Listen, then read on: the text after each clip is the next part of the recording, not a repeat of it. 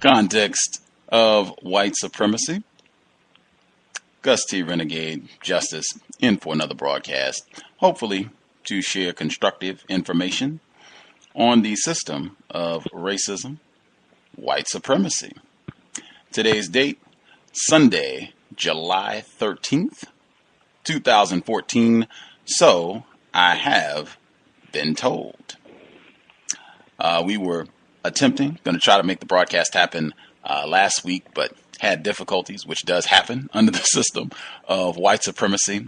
We were thankfully able to reschedule and have our guest with us again this week. Always a real honor to have her on the program. I know so many folks in our listening audience, both in the States and worldwide, are just so thankful anytime they're able to hear Dr. Welsing, whether she's on this program or any of the other numerous broadcasts that she has participated in over her long, illustrious career.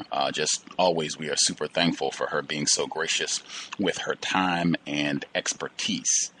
Again, author of The ISIS Papers, The Keys to the Colors. Third generation physician, general and child psychiatrist, and I think even just to add to her list of accolades, there's so many listeners, they continually go back and look at some of the interviews that she's done over the years, the interview debate really that she had with Dr. William Shockley, and her presentation on the Donahue program, and just look at all of her efforts, all of her work as just a great model for what anyone aspiring to be a counter-racist should be aiming for. We're just thankful to have her back on the program and look forward to hearing some of her expertise. Joining us live once again, Dr. Frances Cress Welsing. Dr. Welsing, are you with us? Yes, I am. Glad to be with you. Pleasure is ours. Again, we're just so thankful you could be so gracious with your time. How are you doing this afternoon? I'm doing fine. I don't know whether your listeners would be interested in this. I decided to, I live in Washington, D.C., and, you know, the nation's capital, and I did not realize, I lived where I lived for about 42, 43 years, and I really was looking at television and saw a program on C-SPAN about the forts, the Civil War forts in Washington, D.C., and didn't realize that I lived a couple of blocks from a major fort that is a part of the U.S. Park Service, and it was the only fort where a war was fought during the Civil War in Washington, D.C., and even though I've lived in the area for many years, I had just never gone to look at that part of history. And it was very interesting to learn that the land at Fort Stevens, a particular fort, was Fort Stevens, and I live at the junction of Military Road, which was a part of the Civil War Army system. But the land that this fort was on was very interestingly owned by a free black female, woman named Elizabeth Proctor Thomas. And so it was just fascinating to, let me go and look at this fort, because it was about 100 years ago, 150 years ago, that the war was fought, or on July 10th and 11th. When this particular battle was fought. And I said, well, wow, let me go and look at it. So I just encourage everybody to be more aware of their surroundings and gain history about what has happened in the past in the area where they live. It was just very interesting to me. Wow, that is fascinating. And as I said, the land was confiscated from this black woman who was a free African American. In other words, during times of war, they can confiscate property. And they confiscated her land. And it was only after the war that her family requested that they be paid, and there's some debate whether or not they indeed were paid for that land. But imagine living someplace 42, 43 years, and you never knew that a place that you almost passed by every day has such significant history. And it was President Lincoln was shot at, almost shot at, or was shot at, or almost shot, because during those times the people could come, like a battle is being fought, but people could be at a location not far because they didn't have, the bombs and everything that we have today. So if you're standing near, you might get hit. But they said that this was the first time and the only time in history that President Lincoln was almost shot because he went to visit the war site along with his wife, who was in a carriage not far away. And he was almost shot. Somebody had to kind of pull him down so he wouldn't get shot. But that was what I did earlier today. So just very interesting. Wow. That is captivating. And not only that, the area was an area where black people lived. During the Civil War, it was black people in this particular area, like a colony of black people. Mm-hmm. And I never knew that. Never knew it. Wow. I'm looking at this is the website culturaltourismdc.org, and it has a whole page devoted to Fort Stevens, the African American Heritage Trail. That's what it's called if anyone wants to go there and check it out, the African American Heritage Trail. And this is on their website. It says Fort Stevens was built in 1861 on land partially owned by Elizabeth Proctor Thomas, a free woman of color and a farmer. In 1862, soldiers tore down Thomas's house to expand the fort. During a visit to Fort Stevens, President Abraham Lincoln consoled Thomas with a promise of compensation for her property. There is no record, however, that she was ever paid. Doesn't that sound familiar? To be expected. You see, and especially, it's like I'm fighting right now. I have a legal struggle going on to prevent my property being taken from me by people who classify themselves as white, right in the same area. Just absolutely fascinating. All of the hubbub over 150 years, and we've been emancipated, and Lincoln did so much for us, and black people are eerily enduring many of the exact same things 150 years later. That right there, context of white supremacy. Person who dialed in, last four digits, 2658. 2658. Do you have a question for Dr. Welsing? Greetings, everyone. Greetings. Dr. Welsing, are you aware that Mr. Holder was once again asked about his interview where he said that the nation is a nation of cowards because we don't talk about racism. He was asked that statement about the statement again from 2009. Just recently he was asked, and he held on to the principle of what he said back in 2009. If you've heard about it, do you have any comments on that? Can you repeat that for me? He said that Attorney General Eric Holder, that he was just recently asked in an interview about his comments from 2009 when he said, "Are we a nation of cowards for our refusal to talk about racism?" That just recently, within the last few weeks or so, that he was interviewed, and that got brought up again, and that Attorney General Eric Holder, that he stood by the statement, and with that question, that rhetorical question about are we a nation of cowards, and he said, "Did you know about this more recent interview? And if so, did you have?" No, I didn't, but I'm glad the caller made me aware. Yes, ma'am, and he stood by his original comments. I just thought if you didn't know about it, that I would mention it to you because I know that you bring that subject up a lot, and it is relevant also. Well, I just want to say God bless him for being able to stand his ground. Yes, ma'am. Yes, ma'am. That's what I thought about it also, and to the level that he is in the public eye.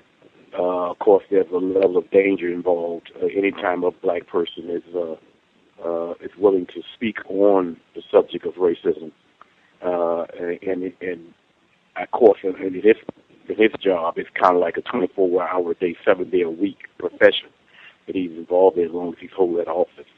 So I thought it takes a bit of courage also for him to do to say what he said and stand by his word.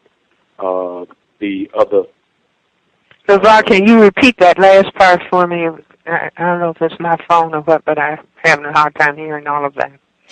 He said that Attorney General Eric Holder, his job is kind of a 24/7 thing, and that he's kind of in a dangerous position to be a black person and to take that stance in that position, and that it takes quite a bit of courage for him to speak out, to not be in denial, to address our reality and to talk about racism, and that he was glad that he kind of stood his ground, stuck by what he said, and remained honest with that statement. And then he was gonna, I think he had one other question. If Colin Floyd, if you could speak up, your voice is a little low. If you could speak up, that would be helpful. Yes, sir. I'll try. How am I sounding now? That's a little better. Okay. Do you have any comments on Mr. LeBron James? On LeBron James, is that what you said? Yes, ma'am. No, I don't. I mean, in other words, well, on the subject, not directly on him, but on the subject that on why he's in the news recently about the decisions that he's been making. It to me, it went beyond sports. That's why I'm bringing it up, and it's become more of a political issue, more so than anything. And in my opinion, when it comes to the Constitution, I think about due process, and in his case, he should be able to make decisions about himself and his family without such of a vast criticism, primarily by white people.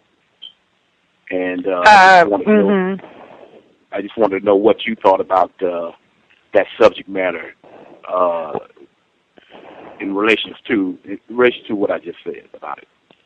Okay, well, one of the things that I wouldn't call myself a basketball fan as such, or somebody who keeps up with all the ins and outs. But one of the things that, since you brought it up, I remember it passed through my mind. Cannot this black man make any decision that he wants to make about what he wants to do with his talent? Is he not free to make a decision that he wants to go one place versus another place? And then it just struck me as like, well, it's almost like you're on a plantation. You can't leave this plantation and go to another plantation on your own. You see, somebody white has to make that decision. And I may be mistaken, but wasn't the contract changed around so that other players couldn't just pick up and leave? I don't know if that's true. But again, no, we should be able to control the decisions that you make. I mean, that's just when people are being looked at as though they're not equals or they don't have the right to make the decisions about what ought to happen in their lives. I don't know if that satisfies, but that was just one of my thoughts. Yeah, it's all right by me on what you're saying. Yes, sir. Right on. I did find the report that the caller mentioned, or just one of the articles where they were talking about this more recent interview with Eric Holder. This is very recent, apparent, because this article was just published today. But the article, it reads, in a rare interview covering a wide array of topics, Attorney General Eric Holder said that he would not back away from a controversial speech he gave in 2009 in which he called the United States a nation of cowards on the topic of race. I wouldn't walk away from that speech, Holder told ABC News in an interview. I think we are still a nation that is too afraid to confront racial issues, he said, adding that Americans are still hesitant to reach out to one another across the color line to talk about racial issues. In February 2009, in his first speech after taking office, Holder told a crowd gathered at the Justice Department to celebrate Black History Month, though this nation has proudly thought of itself as an ethnic melting pot, in things racial we have always been and continue to be, in too many ways, essentially a nation of cowards. Those remarks led to vigorous and divisive debate, with critics saying that Holder's idea of openly discussing racial issues involved a one-way conversation led by the Attorney General and the Obama administration. While acknowledging that when it comes to race relations, the U.S. is a fundamentally better place than we were 50 years ago, Holder also called for more work to be done. But there's still more we have to travel along this road so we can get to the place that is consistent with our founding ideals. In the interview, Holder also reiterated his claims he has made in the past that both he and President Obama are treated differently than their predecessors, partially because of their race. There's a certain level of vehemence, it seems to me, that's directed at me and directed at the president, Holder told ABC, citing people talking about taking their country back as an example. There's a certain racial component to this for some people. I don't think this thing is that main driver, but for some there's a racial animus. I will stop there. It goes on a little bit, but that's from today. So this was apparently very recent. This report came out today. Do you have any thoughts on that, or we can go to the next caller? No, let me just say, I want to go on the record as saying that I am so deeply proud of the Attorney General Eric Holder, that he stood his ground and did not back away from that truth. And all of us as black people should stand by him. If you go on the web or make a comment, everybody black should be commending him for taking that stand. That's helping all of us. Do you see that? The Attorney General of the United States. Now, people can get angry with him if they want to maintain racism. But those people who want to end racism, white supremacy, should be very proud that that black man is up there and taking that stand. I feel so very good to learn that. Yes, ma'am. And let me just comment about melting pot. See, this whole concept of melting pot, if we were to all melt together, and people were not to be aware of skin color. In other words, it's just something, they don't pay any more attention to skin color than they pay to shoe size. Guess what would happen? White people would disappear because of their genetic recessive state. So this whole thing about melting pot, if you really look at it clearly, scientifically, and logically, if everybody blended together, white would disappear. And that is what President Obama represents just looking at him. When white people look at him, consciously and or subconsciously, they see white genetic annihilation. And I maintain that accounts for the level of anger and hatred that is directed towards him. And I will even say that the Speaker of the House, John Boehner, that some of his hostility and anger, the tone that he directs at President Obama, is because he's almost as dark as President Obama. And he's dark and has that skin color because there's some black genetic material in his heritage. That color is not a tan. And I don't think that he respects himself because he has that coloration. He said that there were 11 children in his family, and that 4 of them took their color after their mother. Well, what does that mean? See, he comes from Ohio, and that part of the country is where a lot of the children of slave masters and black women were sent into Ohio. And I would say, until proven otherwise, his mother may indeed be a mixed-race person, but passing for white. But the genetic base was still there. See, I would like him to address how is it that 4 of his siblings have their mother's color, and what does that mean? And does that self-hatred, just like Elliot Rodgers hated himself? And sometimes the way that John Boehner speaks to and addresses the president, I have to look at it and say, this man seems to hate himself because he's almost as dark as the president. I'm a victim, brother. Problem. You're a victim. I'm a victim of 400 years of conditioning. Shut up. The man has programmed my conditioning. Mm-hmm. Even my conditioning has been conditioned.